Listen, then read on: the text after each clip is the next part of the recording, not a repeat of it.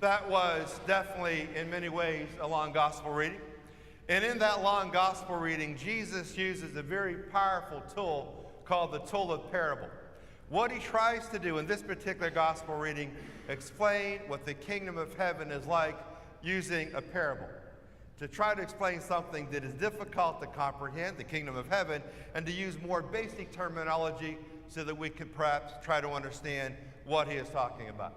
Now, he uses three parables to talk about the kingdom of heaven, not because after he gave the first parable, Jesus didn't say to himself, well, that didn't work, so I have to use another parable. And after he gave the second parable, that doesn't work, that doesn't do the job, so I'll give another parable. And perhaps after the third parable, either he said, I have to go with what I've offered, or perhaps that's a good one. Now, it turns out to be that all three of these parables all present the great theme of the kingdom of heaven. So let's take a look at parable number one, the first parable. This coming out of the 13th chapter of Matthew. The full text today was verse 24 to 43. That's the first parable. Take a look at it. The kingdom of heaven may be likened to a man who sowed good seed in his field. What exactly does that mean? Well, the kingdom of heaven isn't the good seed. The kingdom of heaven isn't the field, but it is putting the two together to sow the good seed in the field. What Jesus Christ is actually saying is this. This is known as an analogy. Jesus is saying, when I give you something, what I want you to do is to use what I give you for the good. So the good seed, if it just sits there, it's nothing. It was planted into the soil, it then becomes something for the good. Okay, I think I'm grabbing the idea of the kingdom of heaven, but does the second parable work the same way? Let's take a look at it. This is the same chapter, obviously, verse 31. He proposed another parable to them. The kingdom of heaven is like a mustard seed that a person took and sowed in the field. It sounds very similar to the first one, doesn't it? Now, the kingdom of heaven isn't just the mustard seed. It isn't just a field, but that's somewhat of a compound sentence. It is the two together. So it is to take the mustard seed and then to sow it in the field. What Jesus Christ is saying is this. The kingdom of heaven is when you take what I've given you and you use it for the better. Now, Jesus is talking not only about celestial heaven, the heaven we're going to all try to acquire when we take our last breath, but also earthly heaven. How can I taste heaven here on earth? Get a little glimpse of heaven right here. Let's take a look. Maybe this is also going to happen in the third parable. Let's take a look at the third parable. Then he spoke to them another parable. The kingdom of heaven is like yeast that a woman took and mixed with 3 measures of wheat flour until the whole batch was leavened. Verse 33, 13th chapter. It's presenting the same thing. It is to take what God has given to you, the yeast, and then mixing it with the flour until the whole batch was leavened. To take what you have, to use it for the better. So let's take a look now at all 3 of these parables. And you can see that although in construction they are different, but in essence they are the same. The kingdom of heaven may be likened to a man who sowed good seed in his field. He took what he had, he did something with it. He spoke another parable. The kingdom of heaven is like yeast that a woman took and mixed with 3 measures of wheat flour until the whole batch was leavened. It is to take what God has given you and do something for the better. Now, what does that mean in my life? You know, if you know a neighbor, and perhaps they are recently infirm, and they cannot get to the store, and you know that, perhaps all their kids live out of town, it is to call that neighbor up and say, look, I am going to the store. Do you need anything while I go there? And that person might say to you, yes, I could use some milk. And then you acquire the milk. Don't worry about the money. Don't say to yourself, well, they might never pay me, so I'm not going to call them. You go get the milk. And you drive to their home and you give them the milk and they got this big smile on their face. And what happens when you walk away? And you get back in your car and you go to your house, you're going to feel like what? You're going to feel great inside.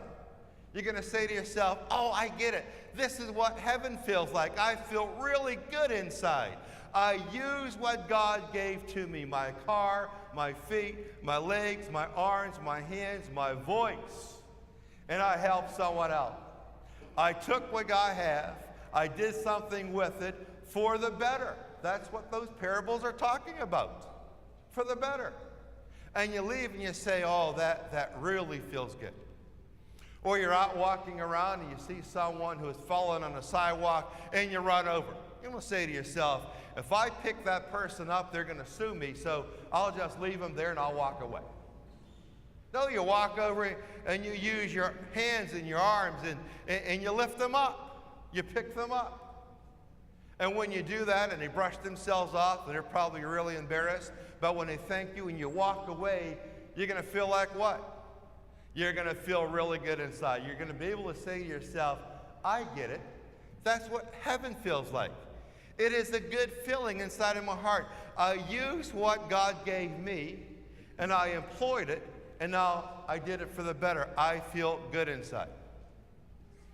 You know, Booker T. Washington, the African-American educator of the late 1800s, once said that if you want to lift someone, if you want to lift yourself up, you start by lifting someone else up. You make someone else feel better, you at the same time, the residual of that is that you will feel better at the same time. You'll get a glimpse of heaven. To take what you have, to use it for the better. To say someone, you need something from my home. You want to borrow my lawnmower. I have it. It's yours. Use it. And it makes you feel good inside. That's what the gospel's talking about. Jesus uses 3 parables, not because he struck out with the first one and tried again. Not because he struck out with the second, tried it again. But because all 3 say the same thing. He's trying to reinforce in our minds, this is what it means to experience the kingdom of heaven. Take what you have, what I've given you. Use it for the better.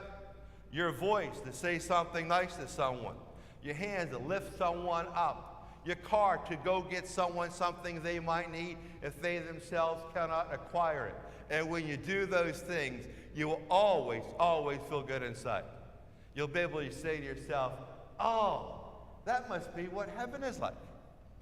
You know, there was this pig, and there was this cow with horns,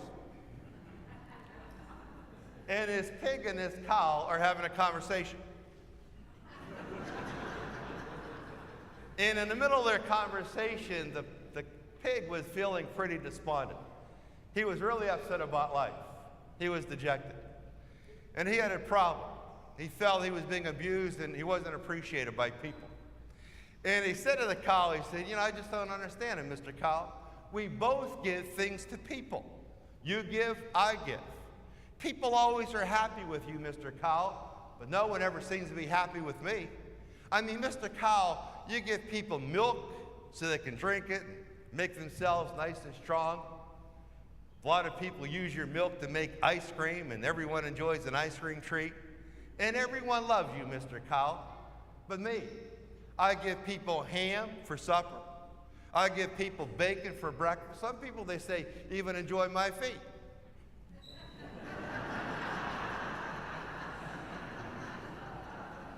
But no one ever says thank you to me, the pig. But everyone loves you, the cow. And the cow looked at the pig and he said, well, you know, you're exactly right, but you know the difference, don't you?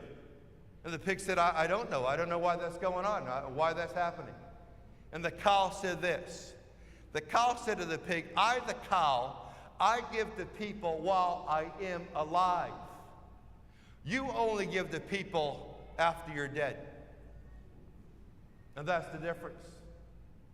No one enjoys the ham or the bacon. The cow has to die first. He doesn't hear their appreciation. But the cow gives while he's living, and he can see the result of his giving while he's alive. And that's the difference. Why wait to give to someone once you're dead? You're never going to feel or hear the appreciation. You'll never really feel heaven.